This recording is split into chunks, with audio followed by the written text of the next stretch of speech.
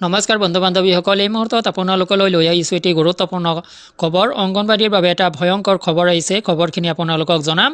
অৰুণোদয়ক লৈ নতুন কেলেংকাৰীৰ অকপট স্বীকাৰ যোগান মন্ত্ৰী দাসৰ। কি স্বীকাৰ কৰিলে, কি কেলেংকাৰী হৈছে অৰুণোদয়ক লৈ, বিতং তথ্য আপোনালোকক এই ভিডিঅ'টো জনাব যত্ন কৰিম। অৰুণোদয়ক লৈ নতুন কেলেংকাৰীৰ অকপট স্বীকাৰ যোগান মন্ত্ৰী দাসৰ। দুবৰি, হাইলাকান্দি, বৰপেটা, গোৱালপাৰাত একাংশ পৰিয়ালে ভাগ ভাগ হৈ ৰেচন কাৰ্ডৰ বাবে আবেদন কৰিছে। অৰুণোদয়ক লৈ ৰাজ্যজুৰি আৰম্ভ হৈছে এক নতুন কেলেংকাৰী। ৰেচন কাৰ্ড থকা প্ৰতিটো পৰিয়াল যাৰ বাৰ্ষিক উপাৰ্জন 2 লাখ টকাতকৈ কম, তেওঁলোকৰ প্ৰত্যেককে অৰুণোদয়ৰ হিতাধিকাৰী কৰাৰ বিষয়ে ইতিমধ্যে ৰাজ্য চৰকাৰে ঘোষণা কৰিছে। অৱশ্যে এইবাৰ অৰুণোদয়ৰ হিতাধিকাৰী হ'বলৈ প্ৰত্যেকৰে ৰেচন কাৰ্ড থকাটো বাধ্যতামূলক। আৰু ইয়াৰ বাবেই চৰকাৰে নতুনকৈ 10.73 লাখ পৰিয়ালক ৰেচন কাৰ্ড দিয়াৰ প্ৰক্ৰিয়া আৰম্ভ কৰিছে। চৰকাৰে ৰেচন কাৰ্ড দিয়াৰ প্ৰক্ৰিয়া আৰম্ভ কৰাৰ লগে লগে অৰুণোদয়ৰ হিতাধিকাৰী পোৱাৰ স্বাৰ্থত আৰম্ভ হৈছে এই কেলেংকাৰী। আজি বঙাইগাঁৱত সংবাদ মাধ্যমৰ আগত অকপটে স্বীকাৰ কৰে। এই কেলেংকাৰীৰ কথা স্বীকাৰ কৰিছে যোগান মন্ত্ৰী ৰঞ্জিত কুমাৰ দাসে।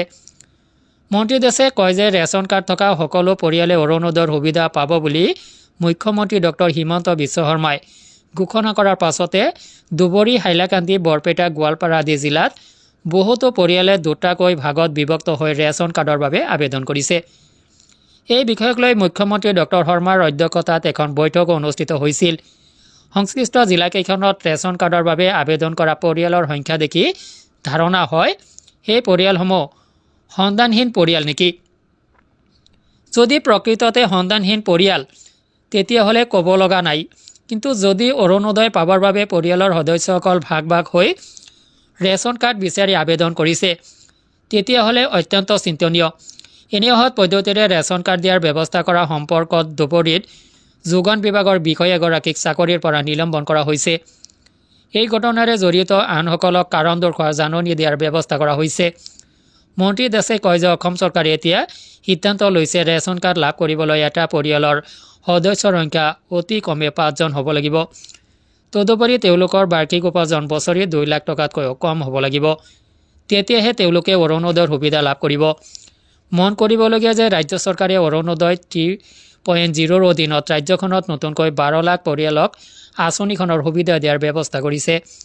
এই ক্ষেত্ৰত প্ৰত্যেকৰে ৰেচন কাৰ্ড বাধ্যতামূলক কৰা হৈছে।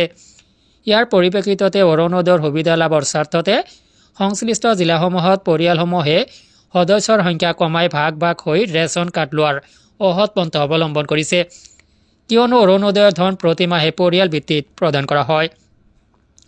তো বন্ধুসকল, দেখিব পাইছে অৰুণোদয় আঁচনিৰ আবেদন আৰম্ভ হোৱাই নাই আৰু ইয়াতে বিভিন্ন ধৰণৰ কেলেংকাৰীৰ কথা কাণত পৰিছে। এই সংক্ৰান্তত আপোনালোকৰ কিবা মতামত থাকিলে ভিডিঅ' কমেণ্ট ছেকশ্যনত কমেণ্ট কৰিব। আজিলৈ এৰিছোঁ, ধন্যবাদ।